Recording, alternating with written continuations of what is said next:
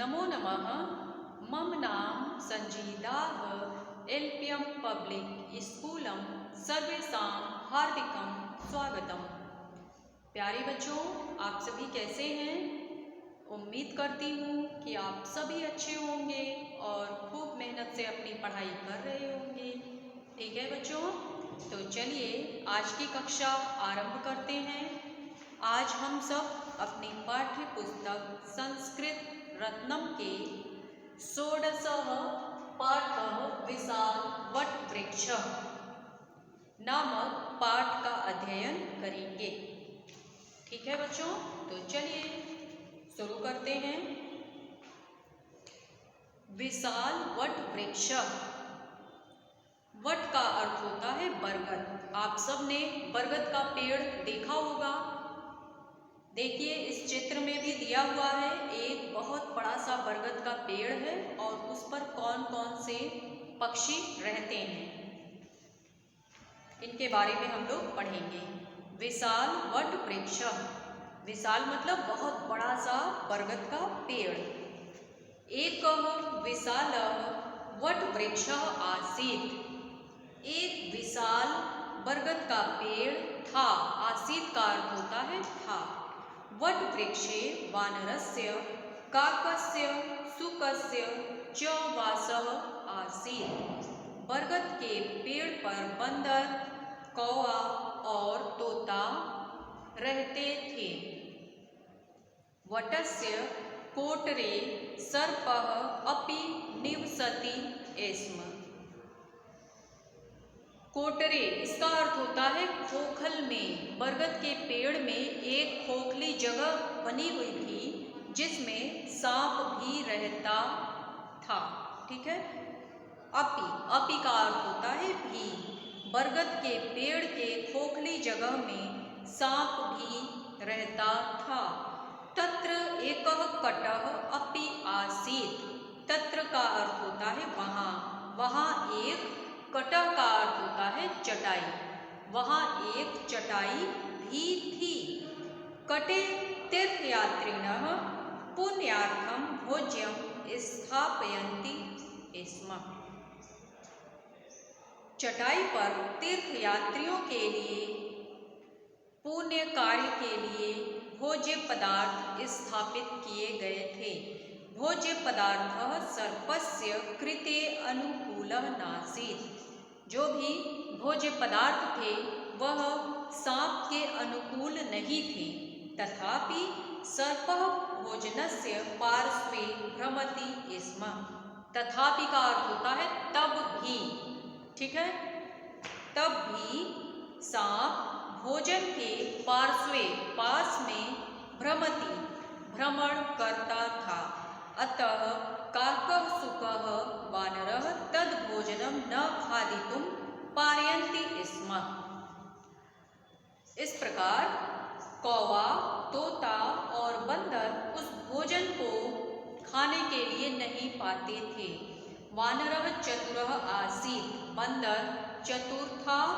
सः कटं नीत्वा दूरं गतवान्। तत्रैव पक्षिणः अपि आगतवन्तः। वह चटाई को दूर लेकर गया, वहाँ पक्षी भी आ गए। यात्रिणः कटे भोजनम स्थापितवन्तः। यात्रियों के लिए चटाई पर भोजन स्थापित किया गया था। सर्वे निर्भयता पूर्वकम भोजनम कृतवन्तः। सभी ने निडर होकर भोजन किया। सर्पः वंचितः अभवत्। सांप इससे वंचित हुआ। ठीक है बच्चों,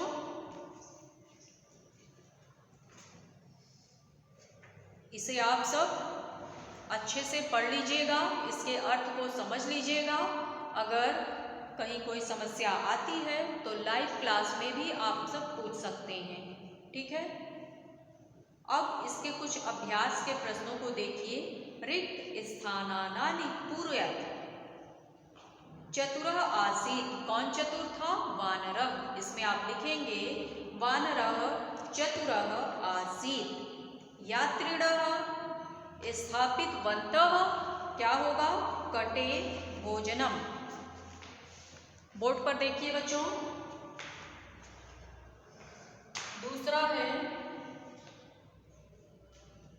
रिक्त स्थान वाला, दूसरे का क, वानरः चतुरः आसीत्। क में आप लिखेंगे वानरः, ठीक है। इसके बाद ख में आप क्या लिखेंगे, यात्रिणः स्थापितवन्तः कटे भोजनम। क्या लिखेंगे, कटे भोजनम। इसका मतलब यात्रियों के लिए चटाई पर भोजन स्थापित किया गया था। सर्वे कृतवन्तः, क्या लिखेंगे ग में, ग में आप लिखेंगे सर्वे है निर्भयता पूर्वकम भोजनम कृतवन्तः।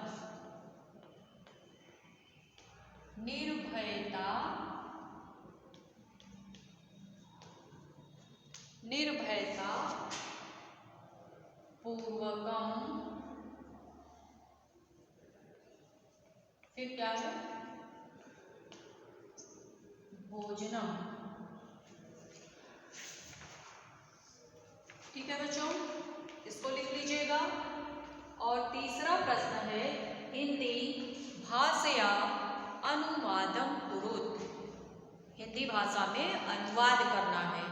एकः विशालः साल्मली वृक्षः आसीत्। साल्मली वृक्ष का अर्थ होता है सेमल का पेड़, ठीक है। एक बड़ा सेमल का पेड़ था, इसमें आप लिखेंगे। ख में वृक्षे वानरस्य नकुलस्य शुकस्य च वासः आसीत्। पेड़ पर बंदर, नेवला और तोता रहते थे। नकुलस्य, इसका अर्थ होता है नेवला। नेवला आप सभी लोग देखे होंगे। तीर्थयात्रिणः पुण्यार्थम जलम स्थापयन्ति स्म। तीर्थयात्री पुण्य के लिए पानी रखते थे। सह भोजनम नीत्वा दूरम गतवान, वह भोजन को लेकर दूर चला गया, ठीक है। इसका अर्थ आप लिखेंगे, स का अर्थ होगा वह, भोजनम भोजन, नीत्वा लेकर, दूरम दूर, गतवान चला गया। वह भोजन को लेकर क्या होगा, दूर चला गया। इसके बाद चौथा है, एतेषां प्रथमान्तं रूपम लिखत वृक्षे। ये जो शब्द दिए हुए हैं, इनके आपको प्रथम रूप लिखने हैं, प्रथमा विभक्ति। चौथा वृक्षे है तो आप लिखेंगे वृक्ष। कोटरे है तो क्या लिखेंगे, कोटरः। कटे है तो कटः, ठीक है बच्चों, लिखते चलिए। हस्ते क्या लिखेंगे, हस्तः। गृहे गृहम्। भोजने भोजनम्। फले फलम, ठीक है। इसके बाद पांचवा प्रश्न है, पांचवा है, एतेषां पदानां विभक्तिं लिखत। इन पदों की विभक्ति लिखनी है, इन शब्दों की। वृक्षे कौन सी विभक्ति है, सप्तमी। कैसे, आप सभी ने राम शब्द का रूप याद किया है। राम शब्द का एक वचन रामः रामम रामेण रामाय रामात् रामस्य रामे राम, तो वृक्षे। आप सभी इसको गिन लीजिए, विभक्ति किस पर आ रही है, वृक्षे, रामे, ठीक है। वृक्षे सप्तमी, तो आप इसमें लिखेंगे पांचवें के क में, वृक्षे में आप लिखेंगे सप्तमी, सप्तमी विभक्ति है। इसके बाद ख में आप लिखेंगे काकस्य, रामस्य काकस्य, गिन लीजिएगा, इसमें आएगा आपका षष्ठी विभक्ति। इसके बाद ग में है सर्पः, रामः सर्पः प्रथमा। इसको अच्छे से समझते चलिएगा बच्चों। फिर है कटम। कटम में कौन सी विभक्ति है? द्वितीया। रामम कटम, द्वितीया। राम शब्द का रूप याद है ना, रामः रामम, वैसे कटः कटम, द्वितीया विभक्ति। चतुरः, इसमें आपका आएगा प्रथमा विभक्ति। रामः चतुरः, प्रथमा। ठीक है। इसके बाद छठा प्रश्न है चित्रम दृष्ट्वा संस्कृते चत्वारि वाक्यानि रचयत। चित्र को देखकर आपको 4 वाक्य संस्कृत में लिखने हैं। ठीक है बच्चों, तो आज आपका ये पाठ अब समाप्त हो गया। इसे आप सब अच्छे से अपनी पुस्तक में, CW की कॉपी में, HW की कॉपी में लिख लीजिएगा और याद कर लीजिएगा। ठीक है बच्चों, तो चलिए आज के लिए बस इतना ही। धन्यवाद।